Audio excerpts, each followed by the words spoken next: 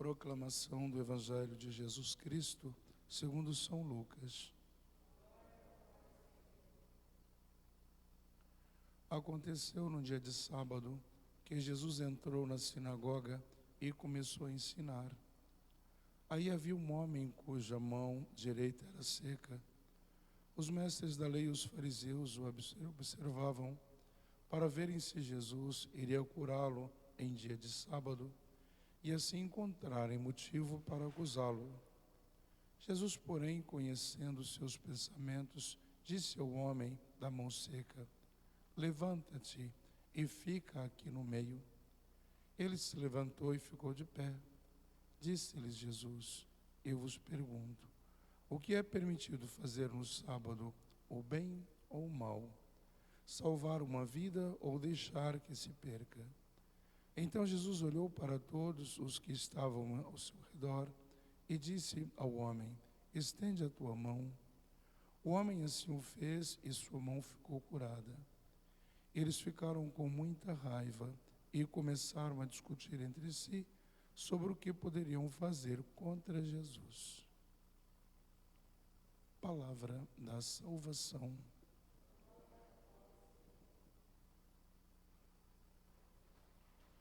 Uma das coisas que mais causou contrariedade ao coração de Deus, quando libertou o povo do Egito e foi conduzido pelo deserto para introduzir este povo à terra prometida, foi quando este povo esbravejou contra Deus, inclusive esse esbravejar-se como forma de revolta, a dizer ao próprio Deus: foi por falta de sepulturas no deserto que nos tirasse do Egito?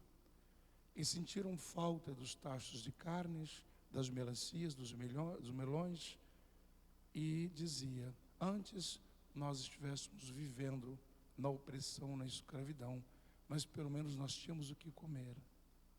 Por isso é que digo que uma das coisas que mais entristeceu o coração de Deus foi essa atitude humana, porque um povo que já vivia, já saboreava a liberdade, e olhando para trás sentia falta dos tachos, dos penolões de carne, mas em contrapartida vivia numa opressão, vivia escravizados, vivia então sem a liberdade no qual Deus haveria de conceder a todos.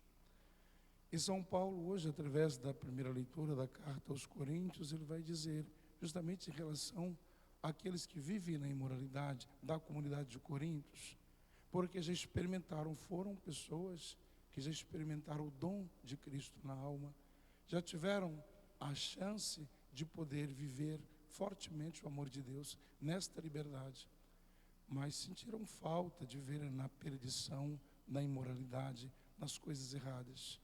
E por isso então que contrariava também o coração de São Paulo. Tantas coisas bonitas, eis que eu vos apresentei um evangelho, não simplesmente escrito, palavras, mas com a minha própria vida, traduzi o evangelho para que vocês então vivessem justamente na liberdade ou na dignidade de filhos de Deus.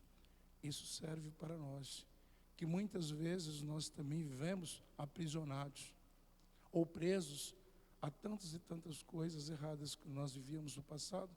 Nós resgatamos isso, trazemos isso e vivemos com tanto regozijo, com tanta alegria. Depois até justificamos, depois eu vou me confesso. Mas para que de fato nós confessemos nossos pecados, é preciso que haja uma contrição. Esta contrição é um arrependimento, o desejo de não voltar a cometer esses mesmos erros, mesmo que a carne pende para isso. Mas onde é que está a ação de Deus, do Espírito Santo na vida, para que de fato nós não alimentemos aquilo que é do mal? Nós respondemos através do Salmo 5, na vossa justiça guiai-me, Senhor. É um clamor do autor sagrado, na justiça de Deus, não simplesmente na justiça carnal ou na justiça do homem. Que Deus possa ser de fato a nossa baliza, pode ser o nosso guia, para que nós sejamos cada vez mais levados por Ele, na sabedoria divina e nossa condição de entregues como humanos à vontade de Deus, para que nós sejamos restaurados, reerguidos e cada vez mais convergidos a viver na liberdade de filhos muito amados dele.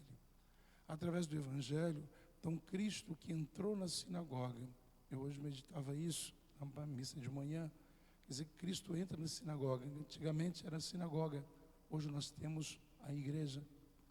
E para que Cristo então se faz presente na igreja, se faz presente nos templos sagrados?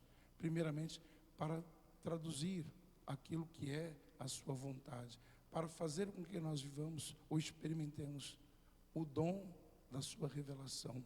Por isso que diz, e começou a ensinar. Só depois de ensinar é que Cristo então teve o desejo de curar este homem com a mão seca. Veja que primeiramente são os ensinamentos, e não é isso que nós ouvimos também na primeira leitura, no Salmo que respondemos, o Evangelho, que estamos numa atitude de prontidão. Primeiramente ele nos instrui, depois desse instruir-se, nós vamos permitir com que ele cure as nossas enfermidades. É a nossa maior enfermidade, no qual Cristo quer curar, não simplesmente a enfermidade do corpo, ou seja, do nosso esqueleto, né, do ser humano em si, mas da nossa alma, a nossa enfermidade, que é o pecado.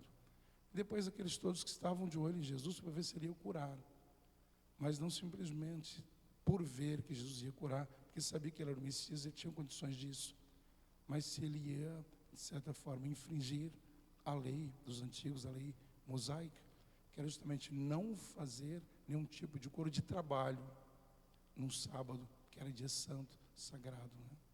E Jesus então diz, o que é mais fácil, então, é transgredir esta lei, ou permitir que este homem que está com esta mão atrofiada, este que está preso, não é? Está amarrado, não consegue ter a liberdade, então ter a vida. E por isso que Cristo então realiza esse milagre. Antes, então, está o dom da vida, não é? Então, da cura. Depois, as outras observâncias da lei. Eles antes, os judeus, aquela gente toda, estavam muito presos a um legalismo, né? Às leis. Enquanto Cristo quis mostrar que com a lei, que ele não estava ultrapassando, não estava colocando por terra, mas estava aperfeiçoando. E essa aperfeiçoar-se da lei, seja a lei mosaica, que é a mesma lei de Deus, serve sobretudo para nos libertar, para nos trazer o dom da vida. E é para isso que nós viemos, e é para isso que nós estamos, por nós termos a vida em Cristo, a vida em Deus. Que assim seja. Amém.